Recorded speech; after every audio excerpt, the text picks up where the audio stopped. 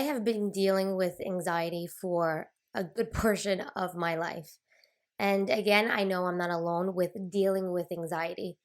And it has been really hard. So, this episode, I want to share with you some anxiety hacks that I have discovered over the past couple of months that have really helped me just be able to live my daily life with also struggling with anxiety. So tune in because you're going to want to listen to this about my experience with anxiety, but also different hacks that you can do for yourself right now in the present moment to help you get through your day to day if you are struggling with anxiety. If you are not struggling with anxiety, I do encourage you to share this episode with anybody that you know that is dealing with anxiety right now. This is the Kristen Ann Show, New York licensed social worker and board certified life coach. I just want to help you explore different ways to think. Thanks so much for tuning in. I feel like I've had anxiety for a good portion of my life, and I've also dealt with depression as well. But for the sake of just this episode, we're just going to stick to anxiety.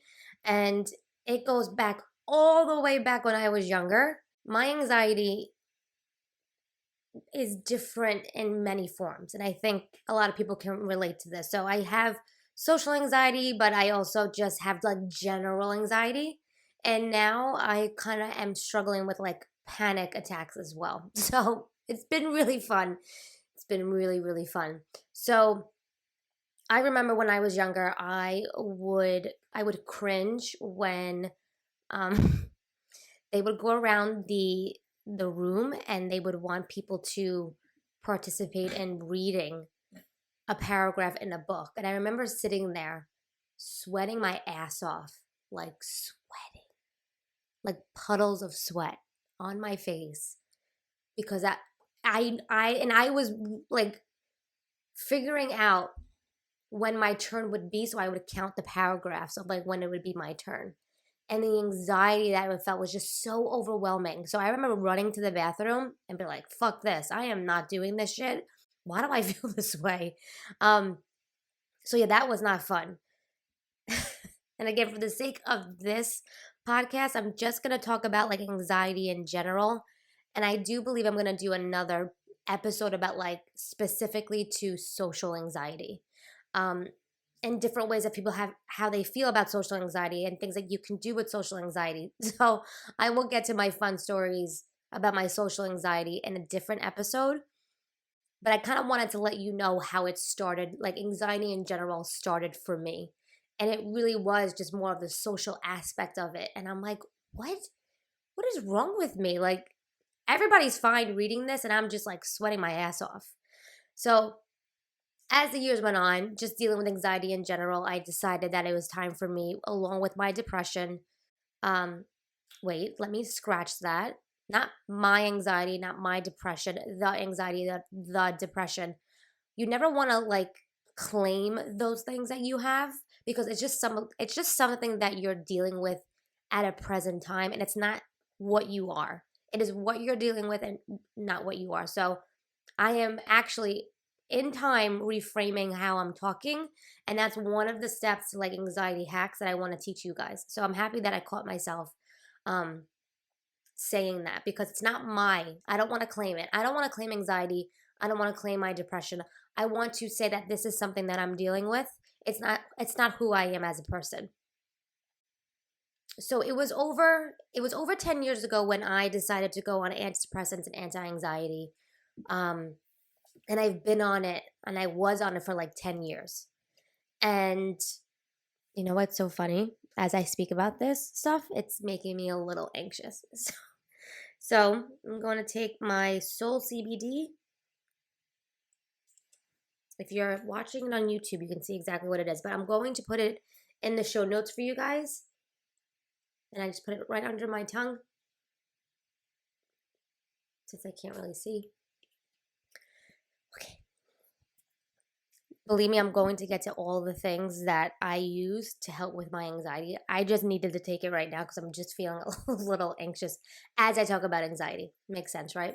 So I was on them. I was on the antidepressants and anti anxiety for about like 10 years. And a year ago, I remember saying, I think it was over a year ago, that I didn't want to take it anymore.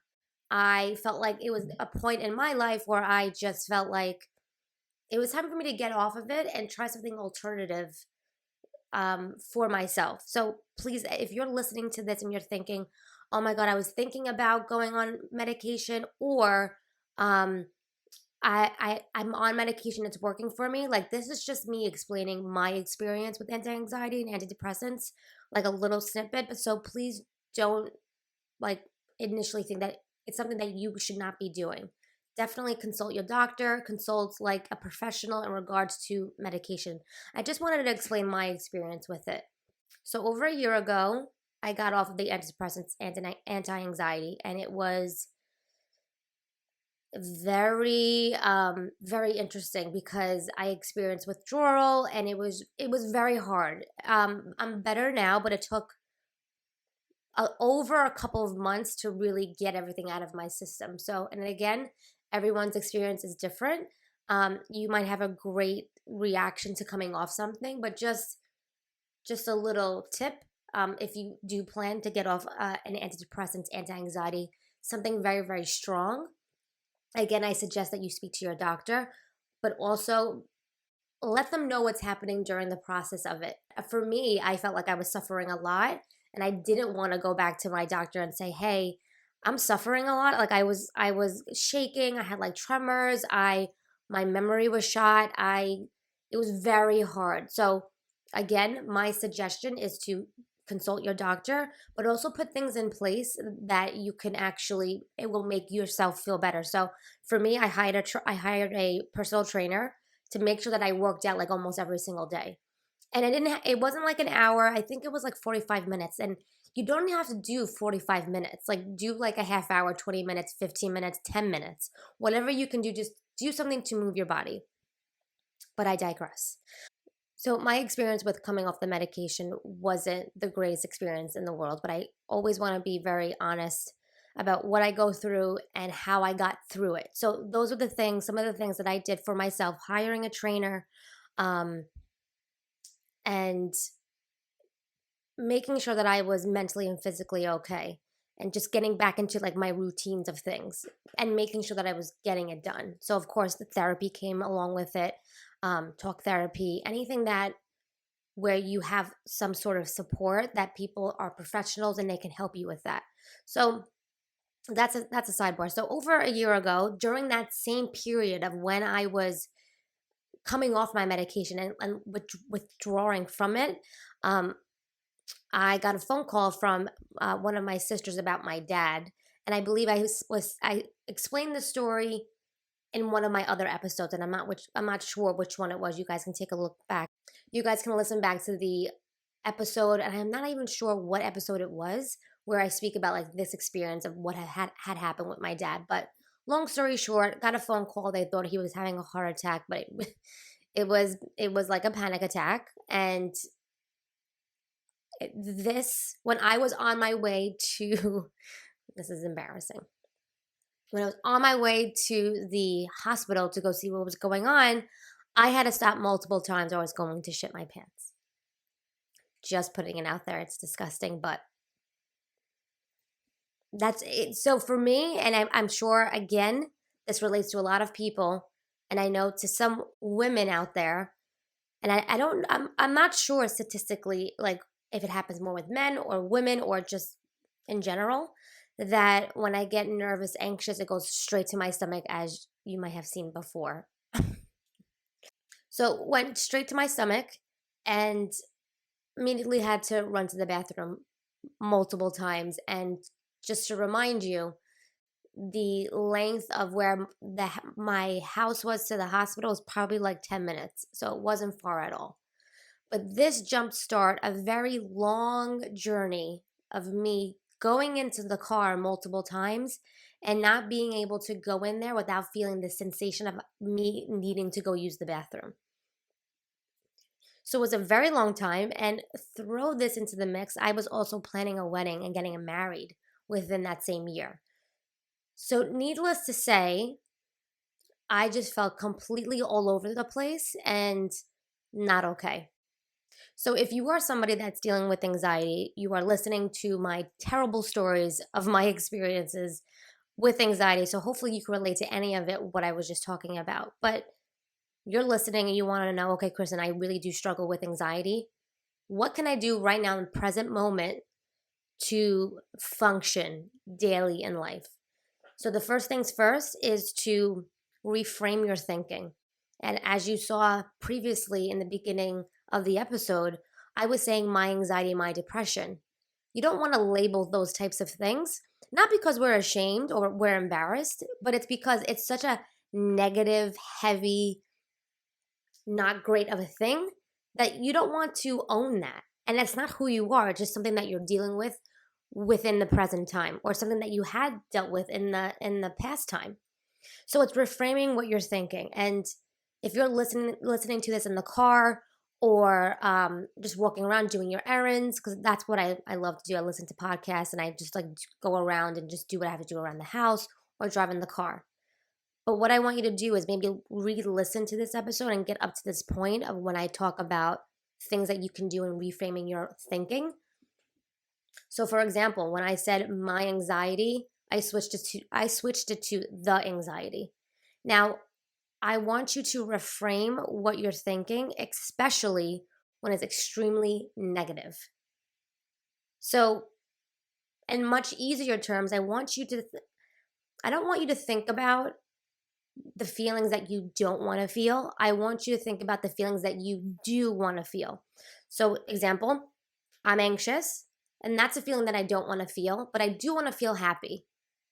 So I want you to replace the anxiety, the word anxiety with I want to feel happy. I want to feel happy. Not like, oh my God, I'm feeling anxious. I don't want to feel this way. I don't want to feel this way. Because when you say that to yourself, it's just going to bring on more anxiety. So I want you to switch that to I'm feeling happy. I'm feeling happy. I'm going to take a couple of deep breaths in and a deep breath out.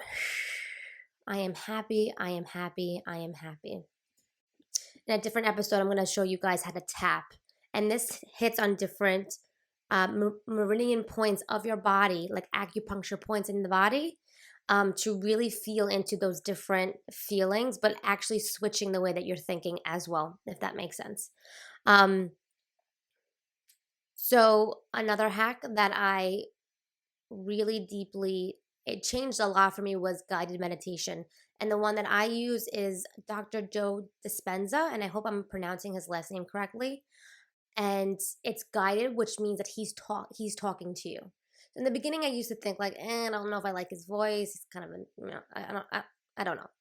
But eventually, I got used to it, and for a while, for a couple of months, I was doing it in the morning and in the night. I was doing 20 minutes in the morning, 20 minutes at night, because I was seeing a significant change. So that's another one. Other things like simple, go for a walk. 5 minutes, 10 minutes, go for a walk. And I don't care about the weather. If it's raining, downpouring, obviously, you bring an umbrella. Just go for a walk. It's always good to get some fresh air and to reset your mind and your body at the same time. Let's see. A big one is for me is to really pay attention to what you are watching on TV and what you're ingesting. Movies, TV shows, the news, and also on Instagram.